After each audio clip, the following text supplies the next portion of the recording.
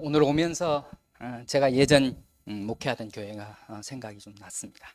제가 목회하던 교회가 슬로건이 찾아보니 바로 생각나야 되는데 이미 끝나서 선교적 삶을 누리는 온전한 교회, 이제 그 슬로건을 담아서 목회했던 그 시절이 생각이 좀 났습니다.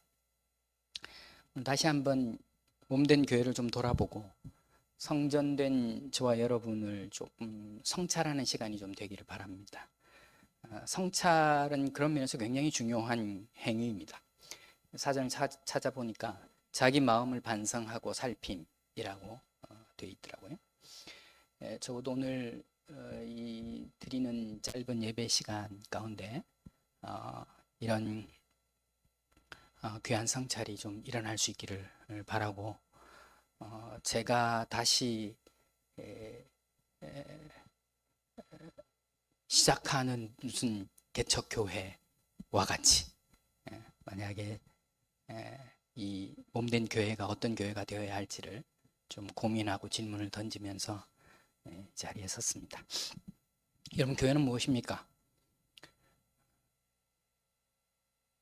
한번 스스로 생각해 보십시오.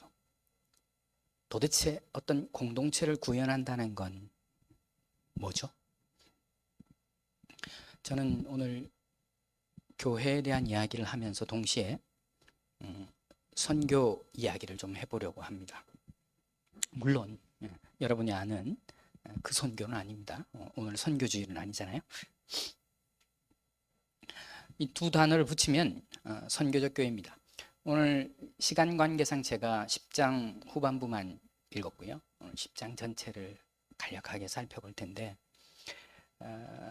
이 선교적 교회라고 말하는 부분들은 실상 회심의 문제와 굉장히 직결되어 있는 단어입니다.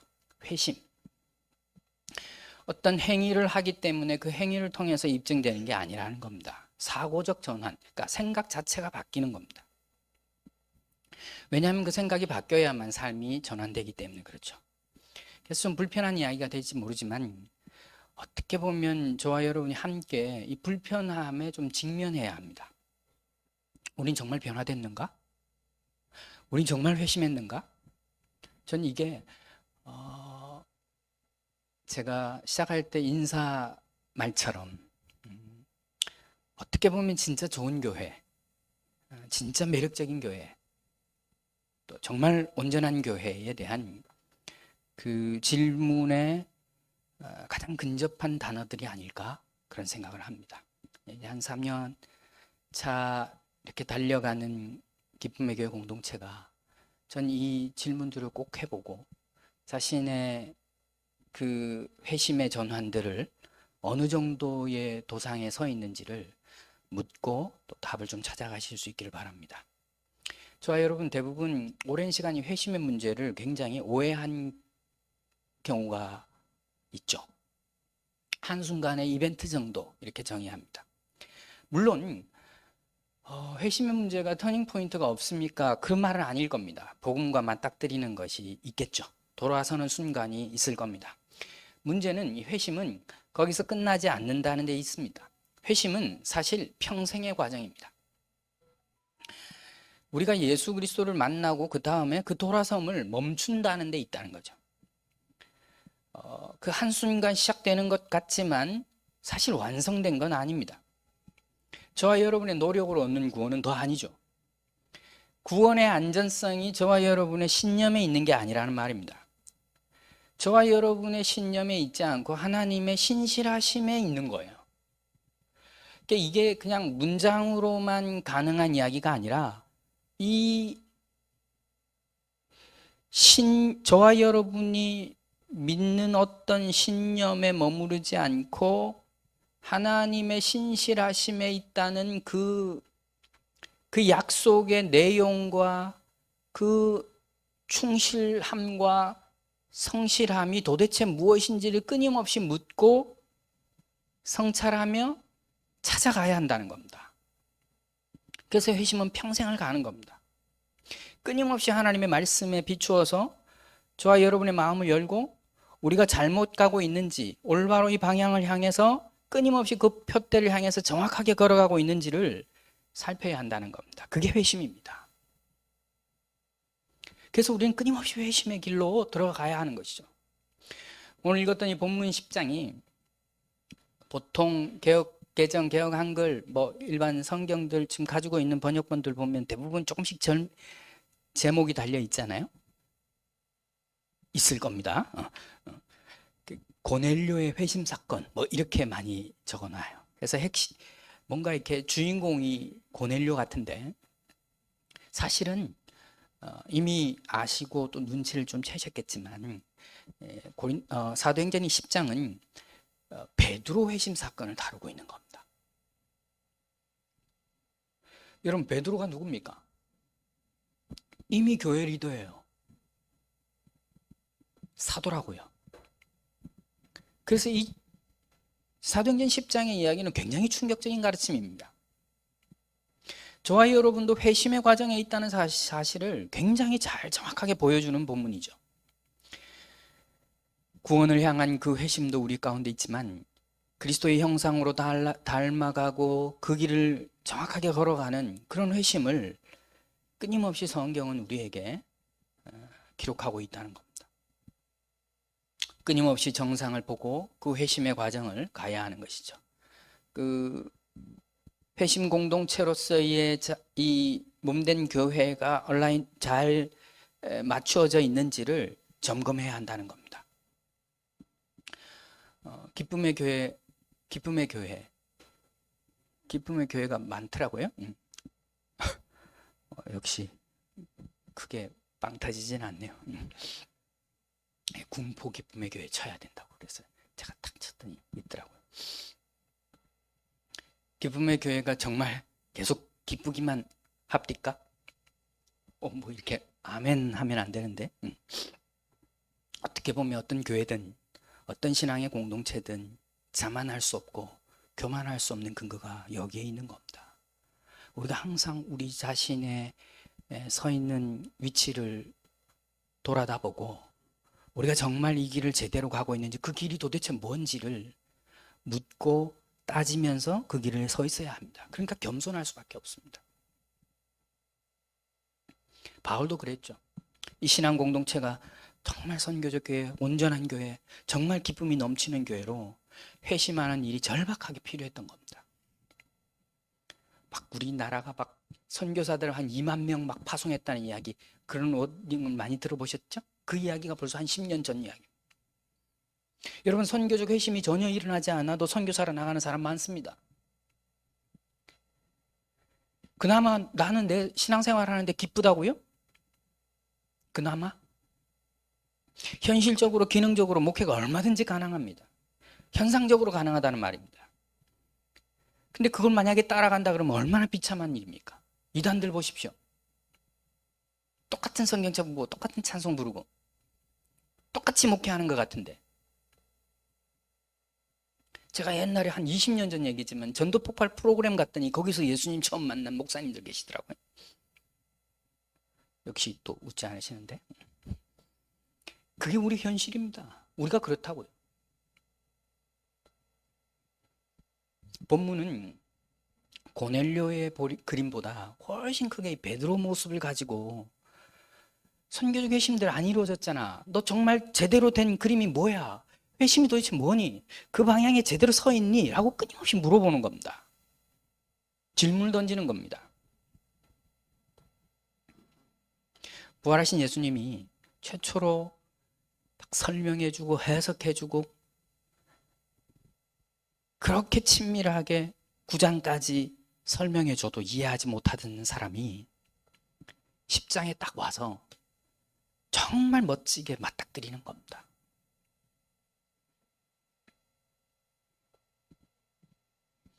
한국교회가 무슨 2만 명씩 넘어 보내고 수백만이 기독교인이라고 선교적 교회라고 말하지 않죠. 선교적 국가일 수가 없는 거죠. 선교적 행위는 가능하지만, 예수 안 믿어도 목회가 심지어 가능하지만, 애국자가 아니어도 대통령이 될 수 있지만, 그거 얼마나 불행한 일입니까? 어떻게 보면 어떤 행위나 어떤 이야기 때문에 저와 여러분이 복음에 더 멀리 떨어져 있는지도 모릅니다.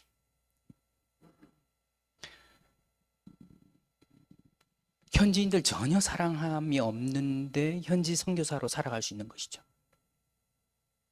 오히려 복음에 더 방해꾼이 되는 것이죠. 여러분, 베드로가 오늘 어떻게 변화합니까? 그 당시 이방인들을 개라고 생각했거든요. 무슨 우리 한국의 문화나 정서적으로는 정확한 표현들이 좀 없지만 뭐 이게 좋은 표현이 아니라 쓰기가 그렇지만 똥개 뭐 이런 거, 그냥 막 병들어서 제대로 걷지도 못하는 지옥의 땔감처럼. 그 이방인들은 예수를 믿으면 안 됩니다. 믿을 수가 없습니다. 근데 하나님이 10장에서 베드로라는 사람으로 상징되는 유대인 교회에 이 말도 안 되는 선교적 회심의 일들이, 온전한 교회로의 일들이, 놀라운 변혁의 일들을 하고 계신 겁니다. 충격적인 대조죠. 고넬료를 만난 이후에 베드로를 만나거든요. 둘 다 굉장히 충격적인 사건입니다. 전도 같은 거 이런 거 뭐 없는데 이방인 막 찾아가십니다. 아마 고넬료가 요즘 우리의 상황 속에서 표현하자면 굳이 뭐 예수 그리스도의 이름으로 기도하고 이런 거 없습니다. 근데 주권적으로 어떤 일들이 지금 일어나는 것이죠. 하나님이 여러분 물론 그런 일들을 아주 전격적으로 에너지를 가지고 그 일들을 하십니다. 그럼에도 불구하고 저와 여러분의 목들도 있는 것이죠. 우리를 사용하시는 거죠. 우리를 통해서 일하는 거죠. 나 같은 사람 잘 몰라도 나를 통해서 어떤 일들을 이루시는 것이죠. 나도 지금 내가 무슨 말 하는지 잘 모르겠는데 그 일들을 통해서 무슨 일들이 이루어지기도 하죠. 제가 오늘 카운트를 해보니까 이 고넬료 찾아가는 데는 한 7절 정도 필요하더라고요. 굳이 성경의 기록을 보면. 근데 그 뒤로 전부 다 베드로 이야기입니다. 사실은 10장은 주인공이 고넬료가 아니라 베드로입니다. 다시 줄여서 말하면 저와 여러분이 바로 베드로입니다. 가장 하나님 앞에 서 있다고 생각하는 사람이 가장 어려운 법입니다. 탕자가 제 발로 들어왔지만 오히려 힘든 게 형입니다. 교회를 떠난 적이 전혀 없던 사람. 오히려 그 사람이 아버지의 마음을 전혀 모릅니다. 아버지의 마음을 섭섭하게 하는 것은 오히려 형입니다. 바로 우리라는 말입니다. 베드로입니다. 정말 선교하시는 하나님, 정말 온전케 하기를 원하시는 그 하나님의 마음을 정말 저와 여러분들이 정확히 알고 있을까요? 언제 내가 한 번이라도 아버지 말 거역한 적이 있습니까? 하는 탕자의 형처럼 하지 않을까요? 그나들은 그 아버지의 마음을 모르는 겁니다. 베드로가 하나님의 마음을 전혀 모르고 있는 겁니다. 여러분, 그래서 회심이 굉장히 중요하고 회심이 굉장히 중요한, 굉장히 필요한 이야기입니다. 물론 고넬료도 구도자였죠. 한민족이 어떻게 보면 변화될 때 굉장히 중요하게 임팩트하게 이런 한 사람의 회심이 필요합니다. 물론이죠. 고넬료 같은 사람 필요합니다. 찾아가시죠. 하나님이 일하시죠. 하나님이 막 혁명적으로 어떤 일들을 바꾸시죠. 제가 일하던 그 성경을 이제 번역하는 단체에서도 이런 경험들이 굉장히 많거든요. 성경 그 사람들이 갖고 있는 언어로 만들어 준다고 무슨 일들이 일어나 싶죠, 사실. 그 자신들의 언어로 하나님의 쪽복음이라고 해야 할까요? 단위별로 있는 이야기만 좀 보더라도 그 순간 기적 같은 일들이 막 일어납니다. 왜 이제 왔냐고 그러고.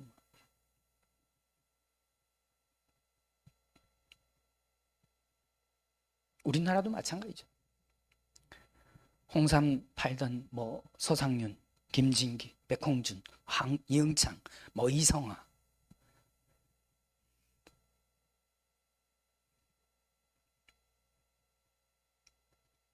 아무것도 모르던 뭐 정말 흑암에만 갇혀있던 조선 땅, 이 나라에 와서 성경을 번역하고 성경을 그 이제 짐에 자기 가방에 넣고 이제 배포하는 거거든요. 그 책 읽으면 목베임을 당하는 상황 속에서 야음을 타서 몇 권씩 넣고 들어와 가지고 한지로 성경 필사해서 목숨 걸고 들어와서 하나님 일하심이죠. 그러는 소수의 사람들을 통해서 그 당시 의주상인들을 통해서 예수를 만나는 일들이 생기는 거죠. 전 그런 면에서는 굳이 이 이야기를 좀 강조하기 위해서 이런 이야기를 드리자면 훨씬 쉬운 겁니다. 스폰지처럼 빨아들이는 영향력들을 보면 어떻게 보면 좀 쉬운 것처럼 보입니다. 뭔가 우리 영역을 조금 초월한 것 같잖아요. 하나님이 일방적으로 행하시는 것처럼 보이는.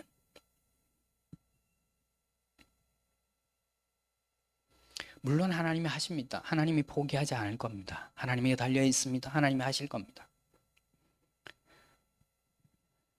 근데 오늘 이 베드로 이야기를 주인공으로 사도행전 10장을 다시 들여다보면 이게 굉장히 힘든 얘기라는 겁니다. 하나님이 베드로를 찾아가시죠? 베드로가 물론 알아요. 그런데 어때요? 거부해요. 여러분, 편견이 그래서 굉장히 무서운 겁니다. 성경도 저와 여러분이 공부하고 살필 때에 통합적으로 볼 수 있어야 되는데 막 선무당이 사람 잡는 것처럼 이게 뭔가 하나만 딱 꽂혀가지고 막 이야기를 하면 이게 다른 이야기들을 인용할 능력이 없는 것이죠. 근육이 없는 것이죠. 성경을 인용하면서 온전한 교회를 반대하는 격이 생기는 것이죠. 기가 막힌 일이죠. 아까도 이야기를 드렸지만 이단도 성경 인용하거든요. 성경 인용하니까 성경적인 겁니까? 하나님의 마음을 가지고 통합적으로 하나님의 말씀 도대체 전체의 그림을 통해서 무슨 이야기를 하는지 진정한 하나님의 그 뭐랄까요, 목적론적 성경 읽기라고 할까요? 이소부와의 코끼리 이야기처럼 주관적인 체험, 내 하나만 가지고 있는 것들, 그걸로 무슨 입증하는 게 아닙니다. 이게 코끼리일 거야, 그렇게 말할 수가 없습니다. 저와 여러분의 경험이 하나님의 이야기와 틀리면 저와 여러분이 틀린 겁니다. 그런 면에서 베드로는 통합적인 이 그림들을 갖추지 못한 겁니다. 그러니까 심지어 성령이 우리의 지금 말로 하자면 성령이 전적인 사역들을 이루어감에도 불구하고 우리는 끊임없이 그걸 비판하는 겁니다. 그게 받아들여지지 않는 겁니다. 편견이 굉장히 무서운 거죠. 17절도 보면 막 미심쩍어 하거든요. 계속. 그럼에도 불구하고 그 과정 속에도 치밀하게 하나님이 어떻게 일하시는지를 오늘 본문은 상세하게 기록하고 있습니다. 그리고 나서 드디어 고넬료와 베드로가 만납니다. 이거 굉장히 놀라운 사건이거든요. 베드로가 이방인을 찾아간 것 굉장히 놀라운 사건입니다. 베드로가 물론 이만큼 바뀐 것도 굉장히 놀라운 거죠. 하나님은 엄청난 일들을 하시는 겁니다.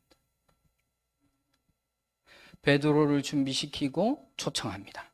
여러분 보세요. 이방인이 베드로를 초청한 겁니다. 이게 우리가 지금 생각할 때는 크게 감동이 없는 것 같지만 이건 일어날 수가 없는 일입니다. 이방인이 유대인을 초청했다니까요. 초청했나 보다가 아닙니다. 이건 내가 볼 때는 어색한 말도 안 되는 얘기입니다. 드디어 상상할 수 없는 일들이 생기기 시작합니다. 불가능한 일들이 생기기 시작합니다. 심지어 함께 먹습니다. 아니 왔으면 먹죠. 우리 문화 이야기를 할 수가 없습니다. 갑자기 오늘 제가 군포에 오면서 목사님 설교 하라 해서 오는 게 아니라 혹시 점심밥이 너무 맛있어서 또 가나 하는 생각을 했습니다. 감 밥을 많이 먹구나. 뭐 이런 겁니까? 초청했으니까 밥 주지. 우리 문화 이야기입니다. 지금 이건 10장은 일어날 수 없는 일들을 의도적으로 기록한 것처럼 보입니다. 이방인이 유대인을 초청하거나 와서 같이 이방인과 유대인이 밥을 먹거나 이건 일어날 수가 없습니다. 그런데 줄여서 말하자면 이런 일이 일어나야 한다는 이야기를 하는 겁니다. 이런 일이 일어나는 것이 회심이라는 겁니다. 물론 어디 가가지고 무슨 대단한 변화를 이루는 얘기를 하는 게 아니라, 그래서 지금 저와 여러분의 삶에 자신의 라이프 스타일을 잘 점검해 보는 것입니다. 나는 정말 선교적인가? 나는 정말 하나님의 말씀으로 온전한 길에 서 있는가? 내가 고넬료인가? 내가 베드로인가? 자신의 삶의 자리에서 이런 온전한 회심이 일어나는 것이 저와 여러분의 일상에서 일어나야 하는 것, 이 삶의 자체의 DNA가 어떻게 바뀌어져야 하는지를 좀 들여다보는 것. 내가 전혀 선교적이지 않은데 해외 나가면 무슨 소용입니까? 선교 앵벌이 하라고요? 선교 앵벌이. 뭔가 하나님이 그냥 너 좀 고생해주면 내가 너무 좋을 거야 생각하는 거.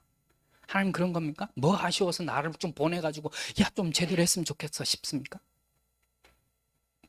적절한 예는 아닌지 모르겠지만 여러분, 만약에 지금 저희 아이들이 다 20살 넘은 애들이지만 딸이 둘인데요, 만약에 3살, 5살짜리라고 생각해 보십시오. 막 제가 이제 오늘 막 설교 마치고 집에 갔더니 애들이 딱 정자세로 앉아서 큰애가 5살짜리 아이가 뛰어오더니 아빠 내가 오늘 4호선 뛰어가지고 껌을 300통 팔았다는 거예요. 지금 너무 빨리 말해가지고 못 알아들은 거 아니시죠? 4호선 막 여기 아빠 군포가 나 그 군포 어디 맞죠? 군포 또 3호선 어디 걸려있죠? 막 3분 아빠 나 가지고 300통 팔았다고.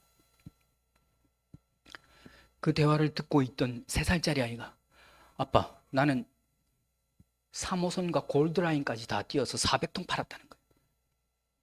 무슨 얘기하려고 하는지 아시겠죠? 그랬더니 여러분 정상적인 대화를 지금 하는지 들어보십시오. 야, 뭐 300통, 400통씩 야, 네가 아빠보다 낫다 야. 이렇게 말하는 아빠가 있습니까? 아빠가 애가 무슨 3살짜리 애가 껌 하나만 팔아주세요 하고 지하철을 다녔다고 생각하면 그걸 좋아하는 아빠가 어디 있습니까? 우리가 3살, 5살 아이라고 생각하면 우리 생각은 그래 아빠도 저렇게 일하는데 나도 일해서 아빠의 수고를 좀 덜어줘야겠다고 생각하는 게 틀려서가 아니라 아빠의 입장에서는 우리 애가 껌 열심히 팔아서 4호선도 들고 야 네가 가능하면 조금 체력이 되면 7호선도 좀 뛸래? 그렇게 말하는 아빠가 아닙니다. 우리가 끊임없이 선교 율법주의 같은 것들로 생각하면 뭔가 하나님이 나한테 야 너 에너지가 되니까 야 너 군포만 가지 말고 저기 어디 파주도 좀 가고 에너지가 되면 시간 내서 좀 중국도 좀 가고 내가 너 그렇게 말하는 아빠가 존재하지 않는 거죠. 3살짜리 여자아이가 무슨 손에 힘이 있어서 아빠 수고했다고 막 이렇게 안말을 한다고 칩시다. 그러면 아빠가 야 3번 경추 혈자리를 아직도 못 잡니? 그렇게 말하는 아빠가 어디 있습니까? 말도 안 되는 시원하지도 않는데도 아빠 뭐라고 그래요? 야 시원하다 그러잖아요. 자기 자녀됨에 있는 겁니다. 저와 여러분이 더 많은 선교적 행위들을 통해서가 아니라 저와 여러분이 더 많은 껌을 팔아와서가 아니라 저와 여러분에게 어떤 입증할 수 있는 어떤 단계의 일들을 행하는 것을 통해서가 아니라 정말 하나님의 자녀됐는지 그 상황의 길 위에 서 있는지 정말 교회의 몸된 교회의 일원으로 하나님의 백성되게 하나님의 자녀다운 길들을 걸어가고 있는지를 묻고 답을 찾아가야 한다는 겁니다. 자녀들 키워보신 분들 아시겠지만 애가 언제 예쁩니까? 그럼 무슨 막 초췌한 얼굴로 하루 종일 지하철에 앵벌이하고 온 딸이 예뻐요. 그냥 유치원 갔다 와서 막 침을 질질 흘리면서 피곤하다고 자는, 여러분, 곤히 새근새근 자는 아이가 무슨 에너지가 하나도 없어도 얼마나 예쁩니까? 내 자녀니까. 21절 보니까 베드로가 태도를 변화를 보이기 시작합니다. 처음에 시비를 걸다가 26절 가면 일어서라 나도 사람이다 뭐 이런 얘기를 하거든요. 유대인과 이방인으로 만나는 게 아니라 사람 대 사람으로 만난다는 겁니다. 여러분, 이거 별거 아닌 것 같지만 꼼꼼히 잘 한번 읽어보세요. 혁명적인 지금 순간을 성경은 기록하고 있는 겁니다. 엄청난 변화죠. 아까 제가 계속 반복해서 이야기 드리던 것처럼 사람이 안 되고도 선교사 되는 경우가 많습니다. 굳이 표현하자면 제대로 되지 않은 존재이면서도 목사가 되는 경우가 많습니다.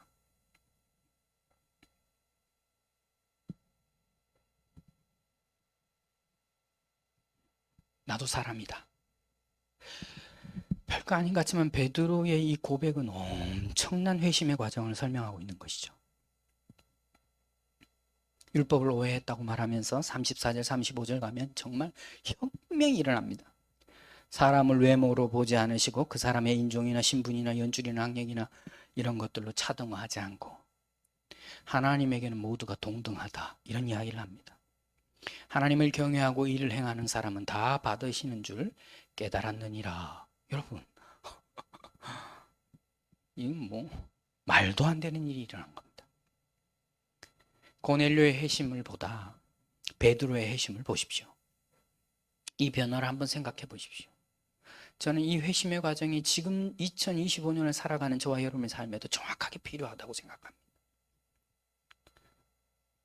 막힌 담을 헐고 그런 후 검증된 사람, 그런 존재들이 지금 이 몸된 교회에서 예배하고 찬양하고 기도하고 하나님의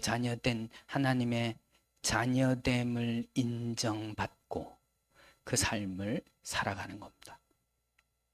저와 여러분 열심히 하는 게 아니라 저와 여러분이 올바르게 되는 게 중요하다는 겁니다. 저와 여러분이 그리스도를 닮는 게 중요합니다. 어떤 일들이 아닙니다. 껌 300통 팔아오는 거, 난 저 집사님이 300통 팔았으니까 나는 320통 팔아야지가 아닙니다. 한 그리스도인으로 살아가는 게 더 중요합니다. 종교적 열심으로 사는 게 아닙니다. 일단 들이대 봐야죠. 잘못된 겁니다. 옳지 않습니다. 방법도 틀렸고 동기도 다 틀렸습니다. 젊은 청년이 미팅을 나가가지고 미팅 만난 여자 자매, 제가 미팅 나가서 여자 보면 예수천당 불신이죠. 그럼 됩니까? 너무 황당해서 다들 반응이 없으시. 아니 내가 기독교인인데 예수천당 불신이죠. 못할 건 또 뭐예요? 이렇게 얘기하니까 다 웃으시잖아요. 그래도 그러면 안 되지 하는 게 있으시죠. 막 미팅 나온 여자 보고 그냥 오늘 밤 죽으면 천국 갈 자신 있습니다.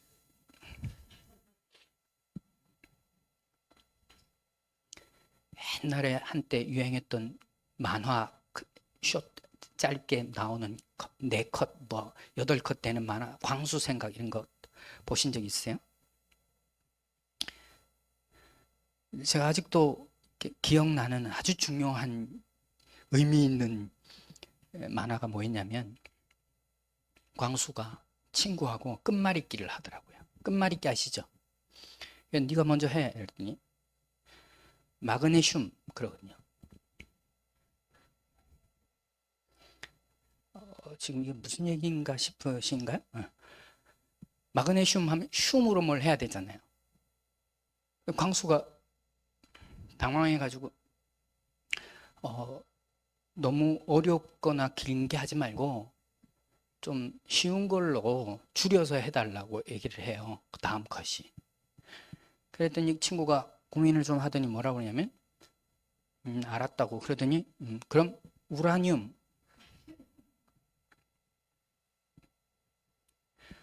그리고 광수 생각이 핵심이잖아요. 밑에 딱 광수 생각을 적어 놔요. 그 만화에는.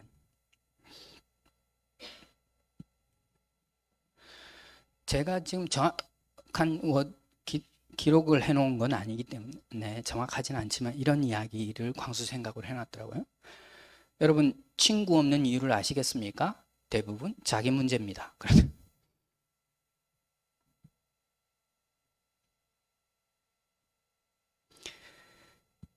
어떻게 보면 저와 여러분을 성찰하고 저와 여러분 자신을 들여다보고 우리의 몸된 교회를 들여다보는 것이 그래서 굉장히 중요한 행위라는 것입니다. 내가 정말 하나님 백성이냐를 묻는 것이 그래서 중요한 이야기라는 겁니다. 내가 정말 온전한 하나님의 사람으로 이 길을 걸어가고 있는지를 묻는 게 핵심이라는 겁니다.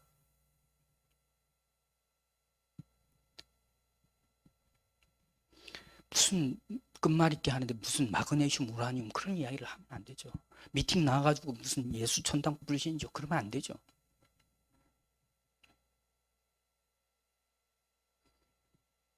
그리스도를 닮는 건 이와 유사한 것입니다.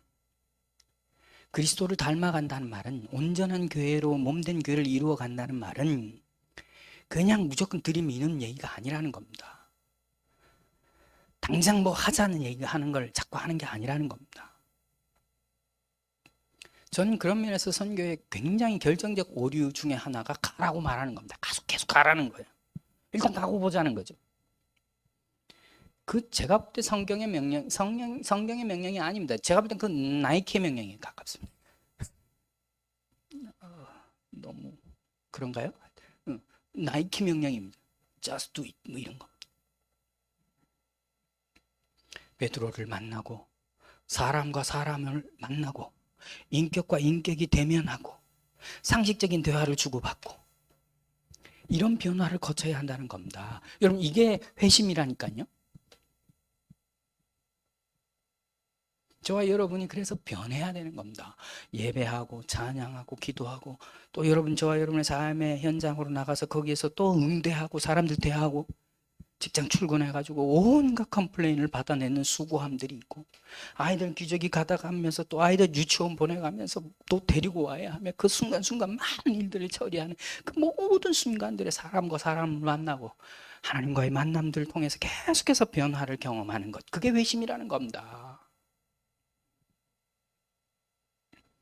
여러분, 대부분의 개혁과 혁명과 변화는 그런 면에서는 시스템의 변화가 아닙니다. 한 사람 한 사람이 가지고 있는 사고의 변화, 가치관의 변화, 세계관과 신학의 변화가 핵심입니다. 그게 일어나야만 개혁도 되고 혁명도 되는 겁니다. 역사가 이것을 확실하게 증명하고 있죠. 저는 지금 이 순간도 일어나고 있다고 봅니다. 하나님 왜 베드로를 바꿔야 합니까? 하나님, 다시 말해서 하나님 왜 못난 나 같은 존재를 바꾸시려고 합니까? 하나님이 무슨 아쉬워서요? 아닙니다. 저와 여러분 사랑해서 그런 겁니다. 저와 여러분의 노동력이 필요해서 우리를 부르신 게 아닙니다. 사랑스러워서 함께 하자는 겁니다. 고넬료의 진정한 회심도 베드로가 변한 다음에 변화가 이루어집니다. 저와 여러분이 변화되는 게 얼마나 중요한지를 성경은 톡톡히 기록하고 있습니다. 저는 이게 하나님의 선교요, 이게 하나님이 하고자 하시는 몸된 교회의 그림이라는 겁니다.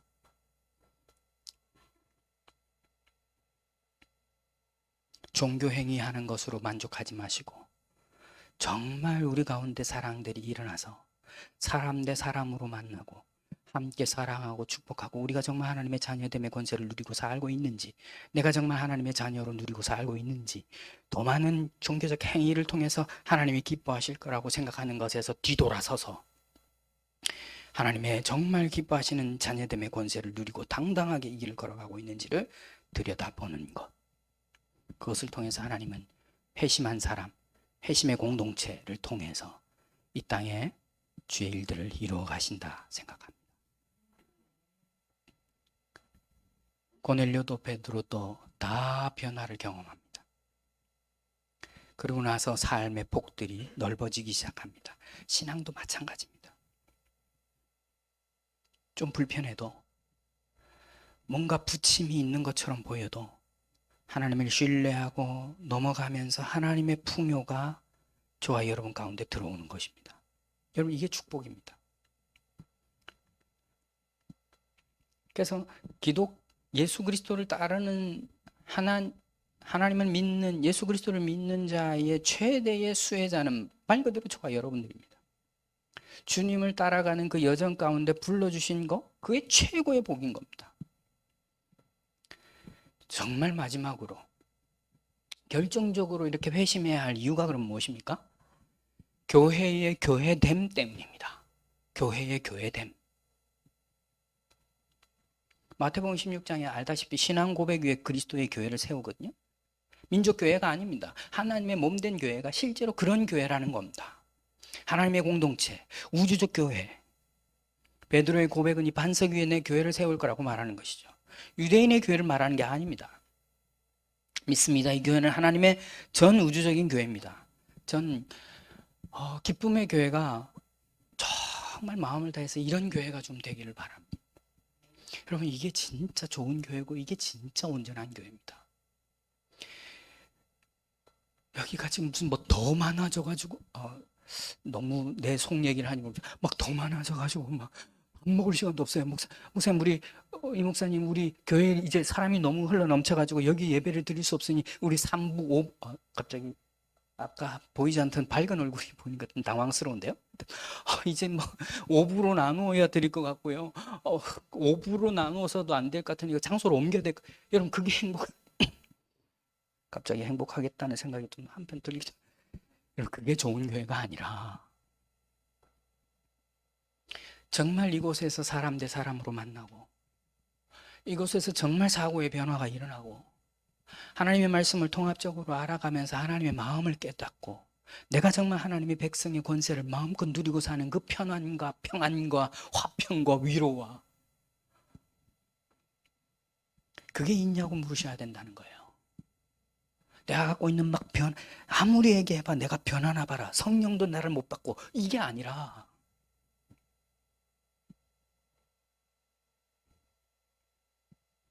그래서 선교적인 삶이나 온전한 교회가 막 멀리 있는 게 아니에요.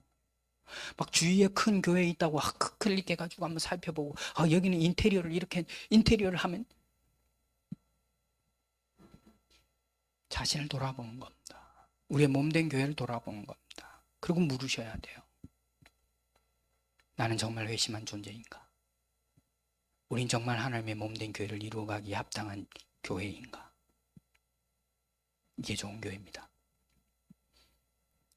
그런 변화의 존재 덩어리로 개인과 몸된 교회가 그 자리에 있어주는 것을 통해서 수많은 사람들이 여러분과 몸된 교회를 보고 그 빛으로 나오는 겁니다. 그건 감당할 수가 없습니다. 저는 그래서 기쁨의 교회의 자체에 아마 모르긴 해도 뭐 슬로건도 있고 여러 가지 중요한 핵심으로 잡는 많은 이야기들이 있겠지만 오늘 좀 적어도 좀 오늘이나 또 이번 한 주간을 좀 묵상하실 때에는 사도행전 10장 공동체를 한번 꿈꾸시면 좋겠어요. 교회이기 이전에 개인이 내가 정말 베드로인지, 나는 정말 온전히 돌아섰는지, 난 그 길 위에 서 있는지, 그게 좋은 사인은 뭐냐면 부침이 있으셔야 돼요. 그게 막 불편하게 들리셔야 돼요. 굉장히 중요한 사인이라고 저는 생각합니다.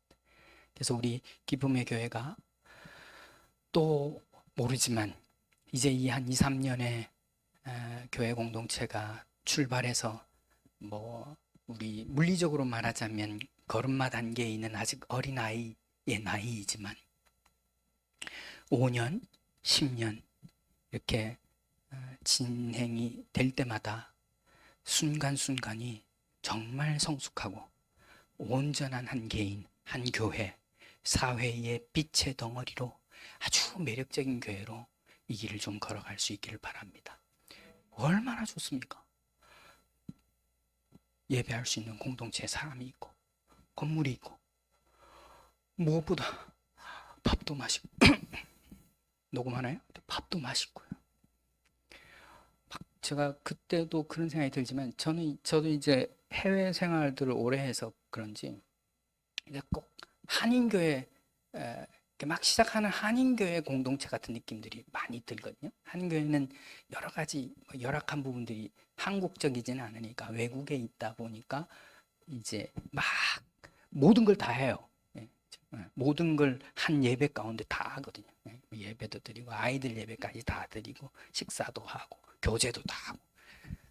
근데 이게 그 순간순간을 통해서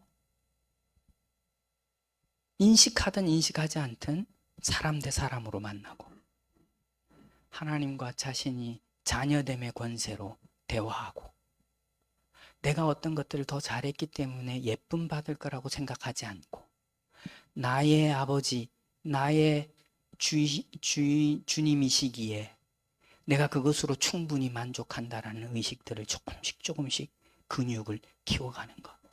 그게 이 공동체의 굉장히 중요한 사인 될 수 있기를 바랍니다. 이 축복들을 가지고, 이 기대를 가지고, 이 사랑을 가지고 우리가 또 언제 할 순 없지만 저와 여러분의 신앙의 여정 가운데 넉넉히 이 길을 걸어갈 수 있기를 바랍니다. 기도하겠습니다. 스스로 사신 하나님 아버지, 오늘 이 시간도 살아 역사하시고 우리 가운데 다시 성령의 일하심을 경험하며 주어져 있는 삶의 순간순간마다 자녀됨의 권세를 누리며 온전한 몸된 교회를 이루어가는 우리 모든 믿음의 백성들 되도록 축복하여 주시옵소서. 예수 그리스도의 이름으로 기도합니다. 아멘.